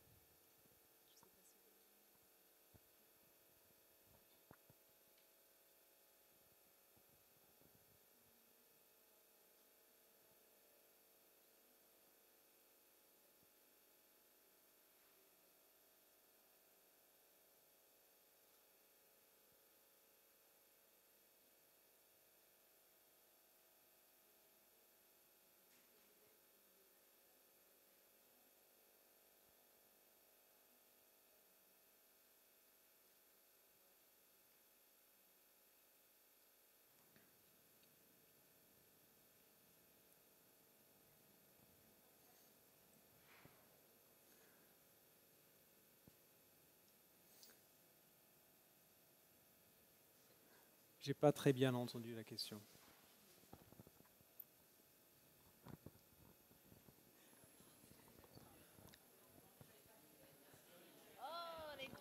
Merci.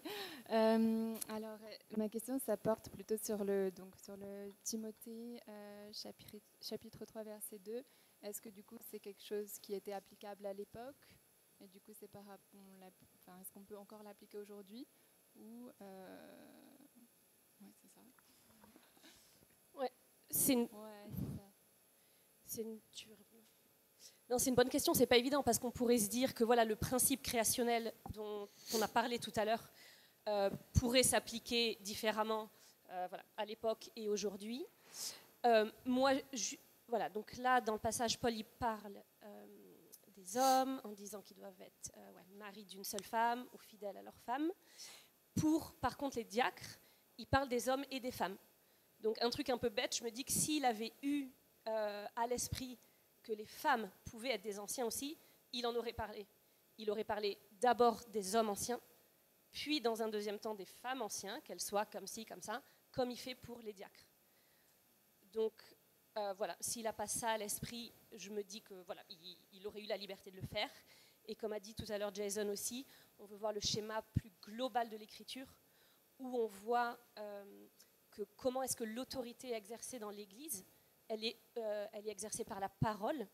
Et dans Jacques, notamment, Jacques il dit « Ne soyez pas nombreux à aspirer au fait d'enseigner, parce que vous serez jugés plus sévèrement. » Donc là, on a vraiment un indice que l'enseignement dans l'Église, il y a une autorité qui va avec un jugement plus grand qui viendra. Et puis, par ailleurs, on voit que Jésus, par exemple, alors, il a choisi 12 disciples. Alors, c'était aussi pour 12 disciples hommes, le peuple de l'Ancienne Alliance, le peuple de la Nouvelle Alliance. Par ailleurs, dans son ministère, il a beaucoup collaboré avec des femmes. Il a chargé des femmes de proclamer la bonne nouvelle, la Samaritaine, dans Jean 4. Donc je me dis, là aussi, s'il avait voulu choisir des leaders femmes, il aurait pu le faire. Et il l'aurait fait. Ni Jésus ni Paul n'avaient peur d'aller contre les normes sociales de l'époque quand elles allaient contre l'Évangile. Donc voilà, je me dis juste que le fait qu'il ne le fait pas là, alors qu'il le fait pour les diacres, qu'il le fait pour d'autres choses, signifie que c'est ce qu'il avait en vue, que les leaders de l'Église soient des hommes. Et là encore, je pense que notre lutte vient de l'idée que pour nous, c'est un privilège, alors que je pense que dans l'état d'esprit biblique, c'est une responsabilité lourde. Et du coup, c'est une sorte de sacrifice, en fait.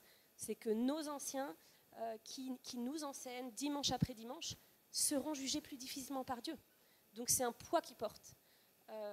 Donc c'est une responsabilité. Ouais. Voilà. Attends, oui, Taron avait une question. Ouais. Ma question était si tout ce que Jason a enseigné tout à l'heure a été... Ah. En fait, je suis en train de dire que ce que Jason tout à l'heure a enseigné, ça a été enseigné par loin. Juste ce thème particulier, ça veut dire le rôle des femmes dans l'Église. Est-ce que ça a été moins valide? Honnêtement, si je peux répondre à la question, j'étais tenté de demander à une femme de faire cet enseignement ici, en précédant cet enseignement par une explication de ce qui est en train de se passer. Donc non, ma réponse est tout aussi valide, parce que là, le contexte n'est pas le même, mais on aurait voulu être bien clair sur ce qui passe. Joe?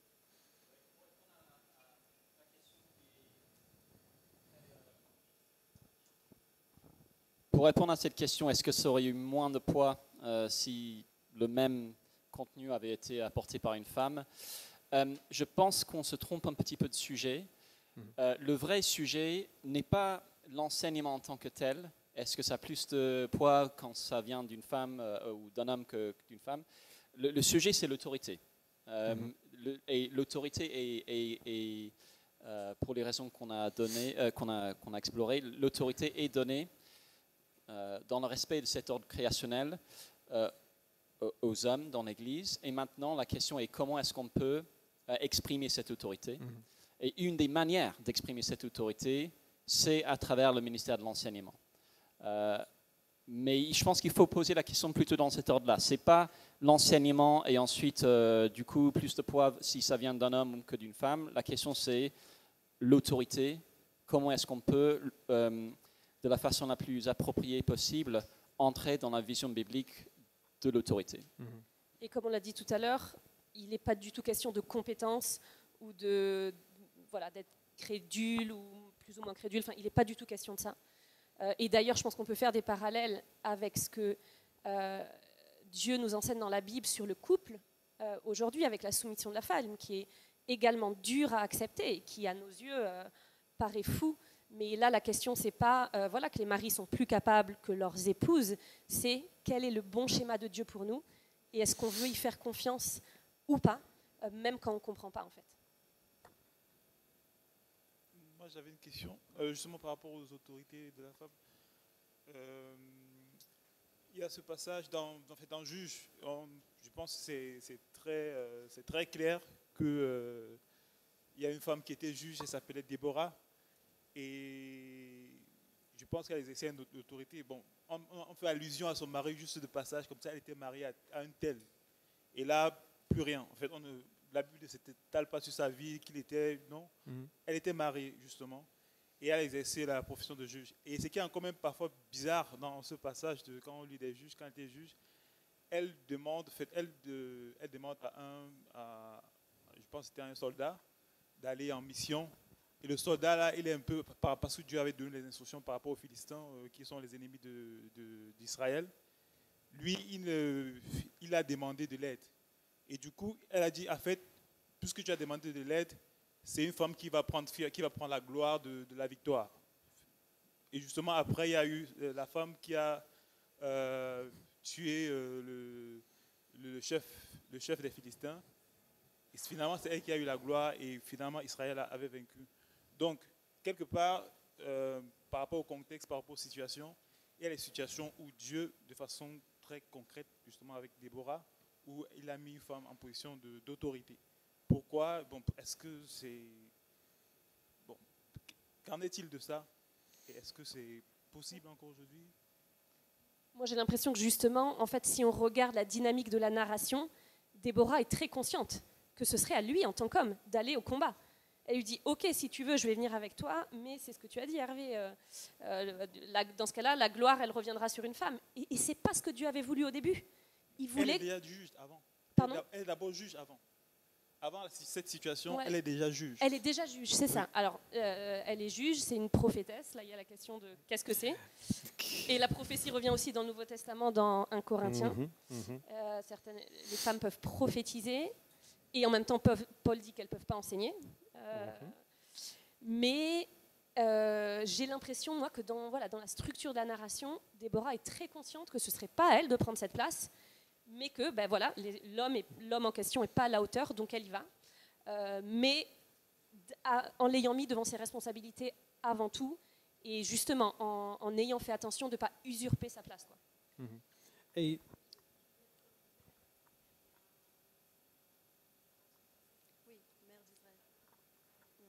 ouais.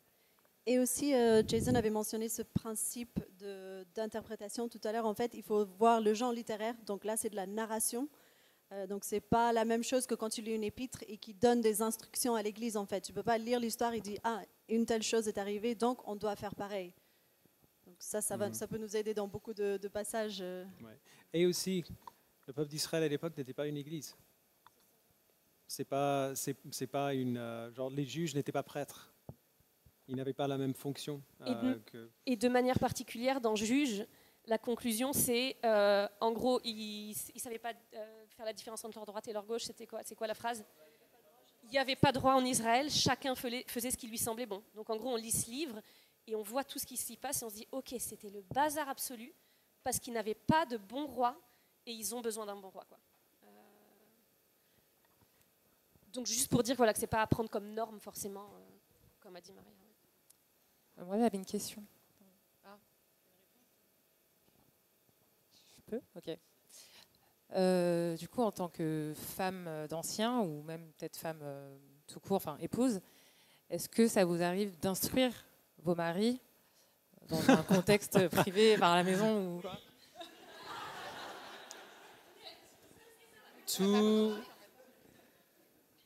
Tout le temps. Tout le temps. Pardon, je t'ai coupé, Floria. Tu avais peut-être un contexte en tête.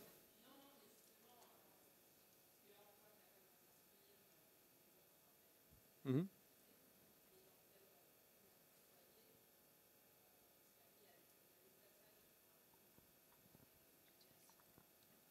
Mm-hmm. Il n'y a personne qui m'instruit plus. J'ai parlé ce matin de cette question qui me troublait un petit peu cette semaine et avec laquelle j'ai beaucoup lutté. La seule personne avec laquelle j'ai parlé ouvertement, je pense peut-être, mais la première personne en tout cas à qui j'ai parlé de ça pour poser la question pour voir ce qu'elle allait dire, c'était Loane. À ton avis, pourquoi est-ce que Dieu a fait ça ? Et c'est toujours comme ça. Quand j'ai une question théologique, c'est toujours à elle que je vais poser la question d'abord. En fait, dans le cadre privé, je pense qu'on est appelé à faire ça mutuellement. On est frères et sœurs en Christ, que ce soit dans un mariage ou avec nos frères et sœurs. Par contre, dans ce que tu as lu dans le cadre de l'Église, en fait, ce qui est frappant, c'est que Paul, à l'époque, veut que les femmes s'instruisent. Et à mon avis, c'est pour ça que, c'est vraiment mon avis, mais c'est pour ça que la partie sur les femmes est plus longue, parce qu'en fait, il y avait beaucoup à dire, c'était nouveau. Que les femmes, non seulement pouvaient s'instruire, mais il veut que les femmes s'instruisent. Et donc, il va leur dire, voilà comment le faire. Mais à l'époque, je pense qu'on ne se rend pas du tout compte de la révolution que c'était. Qu'on demande aux femmes de s'instruire. Donc, c'était aussi pour le bien des hommes, mais dans un cadre qui est celui où la fonction d'ancien, de dirigeant, effectivement, est réservée à des hommes qualifiés. Et là où la question de soumission entre en jeu, soumission et dans le mariage, il y a une manière de s'instruire l'un et l'autre qui nous permet aussi, en même temps de mettre en pratique ce que Paul dit dans Éphésiens 5:33 quand il dit pour le reste que chacun de vous que la femme que chacun de vous aime son mari comme lui-même et que la femme respecte son mari. Ces choses restent toujours de vigueur. Il y a une manière de s'instruire mutuellement tout en étant fidèle à ce principe de base. Ouais. Pardon.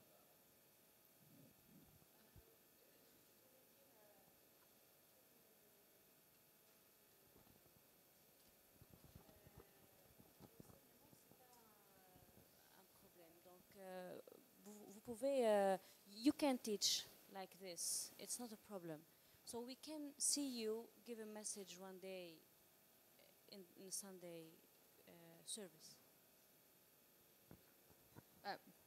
La raison, la raison pour laquelle non, c'est qu'en fait, ça serait prendre une position d'autorité qui n'est pas la mienne en fait. D'autorité, parce que c'est la même chose. It's like now you are saying truth. You are speaking truth to everybody. It's the same truth you will say there. Non, parce qu'encore une fois, c'est pas tant le message.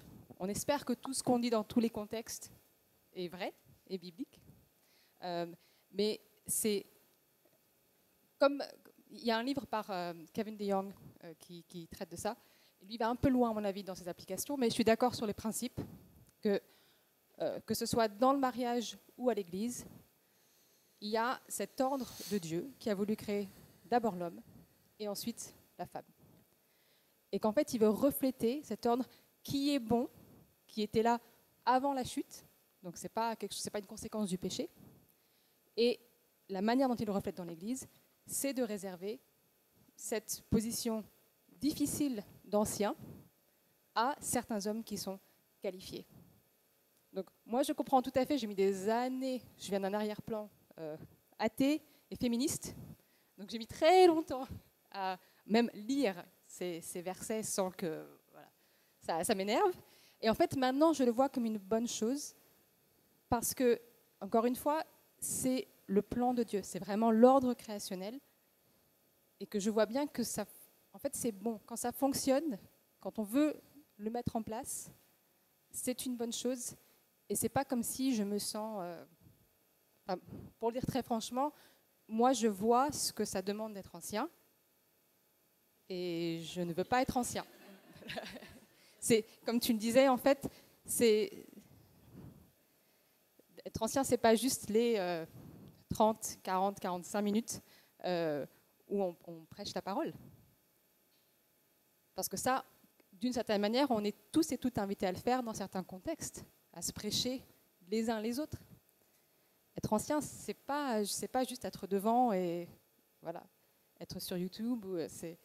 C'est beaucoup plus que ça. C'est une charge qui est désirable, qui est bonne, mais qui n'est pas simple.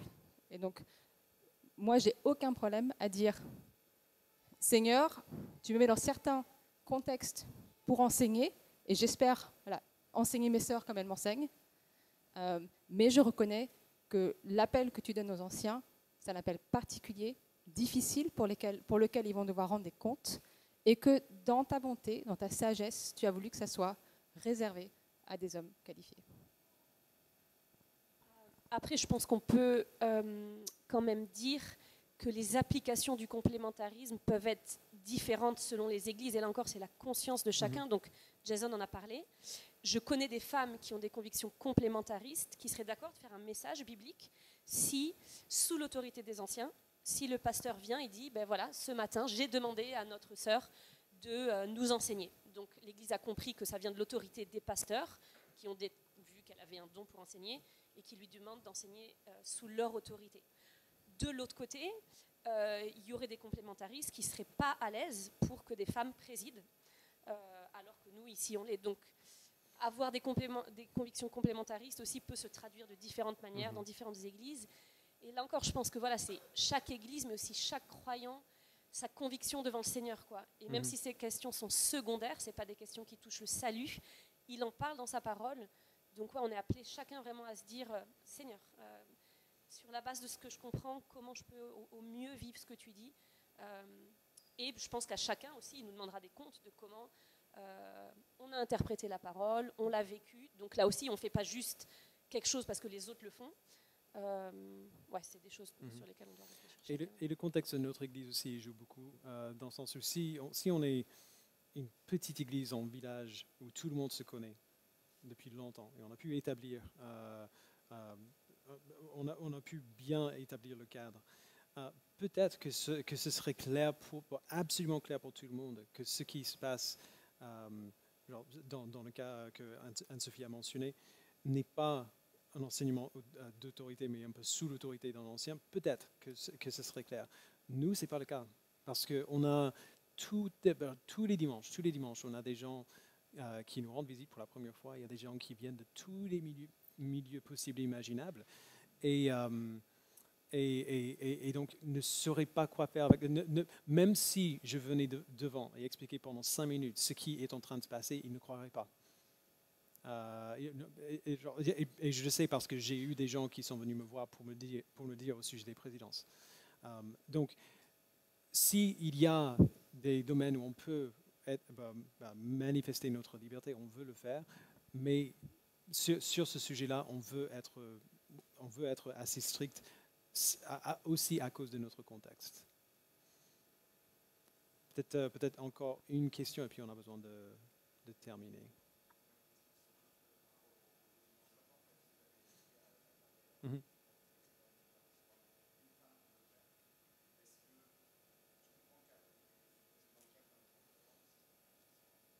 Moi, j'avais un petit peu envie de demander à Debs de le faire. J'avais pas envie de demander à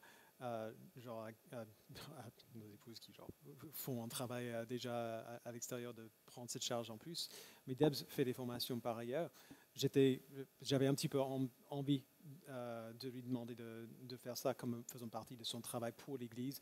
Elle est en Angleterre. Et donc j'ai pris ça. Mais pour moi, ça aurait été, tant qu'on puisse bien expliquer pourquoi c'est différent. Aujourd'hui, moi j'aurais été content de... Mais c'est moi perso. Je ne parle pas au nom des anciens.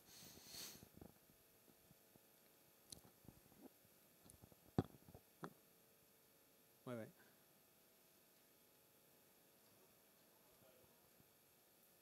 Oui. Du coup, moi, je voudrais revenir sur le passage qui parle du voile quand la femme prie. Et du coup, comment l'interpréter, comment l'appliquer aujourd'hui?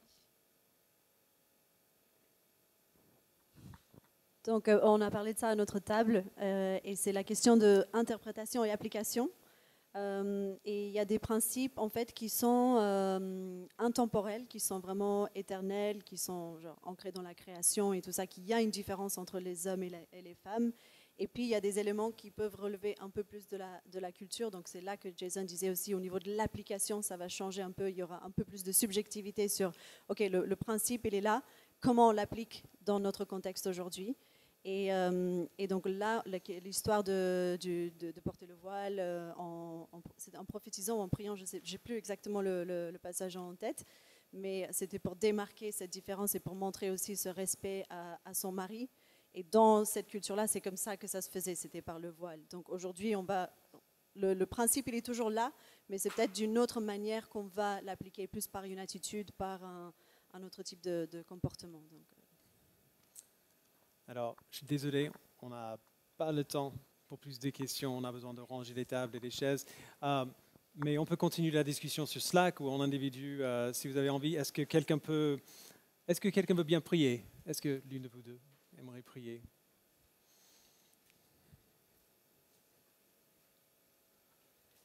Seigneur notre Dieu et Père, merci. Merci parce que tout ce que tu fais est bon. Tout ce que tu fais est pour notre bien, Seigneur. Merci pour ta création qui est merveilleuse et qui te reflète, qui reflète ta sagesse et ta bonté. Et Seigneur, merci parce que cet ordre et cette paix, cette harmonie, tu la désires pour ton Église et c'est pour ça que tu nous donnes des instructions. Merci aussi pour toute la liberté que tu nous donnes, Seigneur. Merci pour la dignité que tu donnes aux hommes et aux femmes. Et merci aussi pour le cadre que tu places, Seigneur, pour que nous puissions chacun s'exprimer, chacun jouer son rôle pour l'édification du corps de Christ. Merci parce qu'il y a tellement de choses aussi que que les femmes, nous pouvons faire. Tu ne nous appelles pas à éteindre notre cerveau, mais au contraire, on a tout autant besoin de théologie que les hommes, mais qu'on cherche, Seigneur, toujours à nous soumettre à l'autorité des anciens, et que tous ensemble, Seigneur, nous cherchions à nous exhorter, à nous encourager par ta parole, Seigneur, par ton esprit. On a besoin chacun des uns des autres, les membres du corps. Et je prie que là où certains pourraient ne pas être d'accord avec certaines convictions, que tu leur accordes la paix, Seigneur, et qu'on ne soit jamais dans le jugement les uns des autres, mais que tu nous enseignes, Seigneur, par ton Saint-Esprit, pour qu'on puisse vraiment te louer d'une seule voix. Au nom de Jésus. Amen. Amen. Merci tout le monde.